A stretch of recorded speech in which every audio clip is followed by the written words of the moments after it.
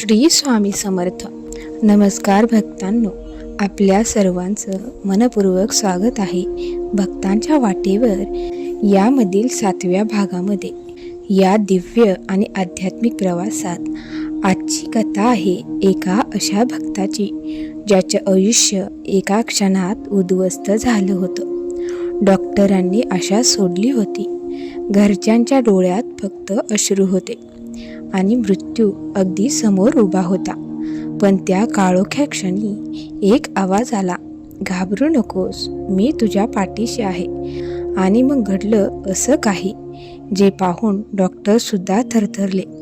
आजची ही स्वामी समर्थांची चमत्कार कथा शेवटपर्यंत नक्की ऐका, कारण कदाचित स्वामी आज तुम्हालाही एखादा संकेत देणार आहेत. पुण्याजवळील एका गावात माधव नावाचा तरुण राहत होता.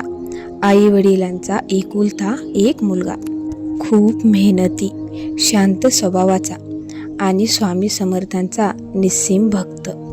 तो रोज सकाळी उठून स्वामीची आरती करायचा. भिवू नकोस, मी तुझ्या पाठीशी आहे, हे वाक्य त्याच्या आयुष्याचा आधार होतं.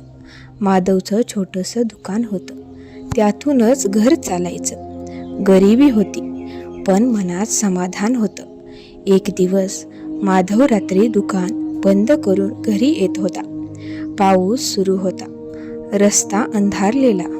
अचानक समोरून भरधाव ट्रक आला. क्षणात जोरदार अपघात झाला. माधव रस्त्यावर फेकला गेला. लोकांनी धावत जाऊन त्याला उचललं. त्याच्या शरीरातून रक्त वाहत होतं, डोळे मिटलेले, श्वास मंद. त्याला तातडीने हॉस्पिटलमध्ये नेण्यात आलं. डॉक्टर बाहेर आले आणि म्हणाले, स्थिती खूप गंभीर आहे, पुढचे काही तास खूप महत्त्वाचे आहेत. हे ऐकून माधवची आई कोसळली. ती रडत म्हणाली, स्वामी, माझ्या लेकराला वाचवा. संपूर्ण रात्र कुटुंब हॉस्पिटलमध्ये बसलं होतं. मशीनचे आवाज, डॉक्टरांची धावपळ आणि बाहेर पडणारे अश्रू. रात्री 2 वाजता डॉक्टरांनी सांगितलं, आम्ही प्रयत्न करत आहोत, पण आशा खूप कमी आहे. माधवची आई हातात स्वामींचा फोटो घेऊन रडत बसली होती. ती म्हणाली, स्वामी, तुम्ही लाखो भक्तांचे संकट दूर केले, माझ्या मुलालाही वाचवा. तेवढ्यात हॉस्पिटलच्या कॅरिडॉरमध्ये एक वृद्ध साधू दिसला. पांढरे कपडे, डोळ्यात तेज. तो शांतपणे चालत माधवच्या आईजवळ आला आणि म्हणाला, का रडतेस? तुझ्या मुलाला काही होणार नाही. आई थरथरत म्हणाली, बाबा, डॉक्टरांनी आशा सोडली आहे. वृद्ध हसले. डॉक्टर औषध देतात, जीवन देणारा वर बसलाय. हे बोलून त्यांनी स्वामींच्या फोटोवर हात ठेवला आणि माधवच्या आयुष्याकडे पाहिलं. क्षणभर संपूर्ण वातावरण शांत झालं. मग ते म्हणाले, उद्या सूर्योदय होण्याआधी तुझा मुलगा डोळे उघडेल.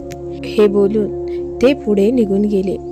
माधवची आई त्यांना थांबवायला धावली, पण कॉरिडॉरमध्ये कोणीच नव्हतं. सगळे आश्चर्यचकित झाले.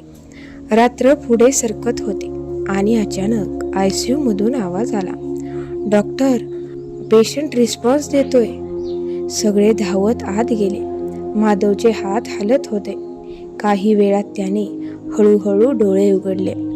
डॉक्टर थक्क झाले. हे कसं शक्य आहे? कारण काही तासांपूर्वी त्याची स्थिती अत्यंत गंभीर होती. माधव शुद्धीवर आल्यावर त्याने पहिलाच प्रश्न विचारला, तो बाबा कुठे गेला? आई आश्चर्याने म्हणाली, कोण बाबा?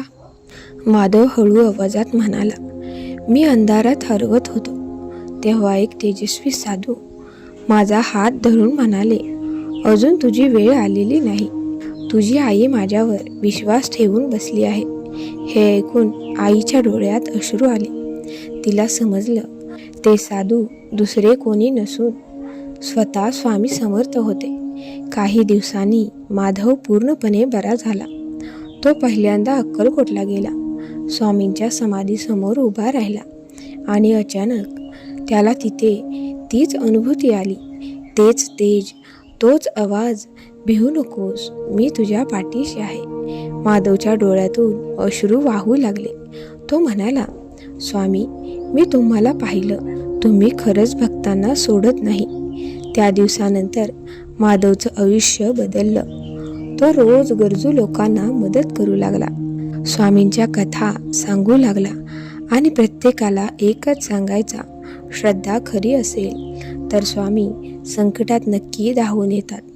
भक्तांनो, आजची कथा आपल्याला सांगते, जेव्हा सगळे दरवाजे बंद होतात तेव्हा स्वामी समर्थ स्वतः भक्तांसाठी मार्ग तयार करतात. फक्त श्रद्धा खरी असली पाहिजे.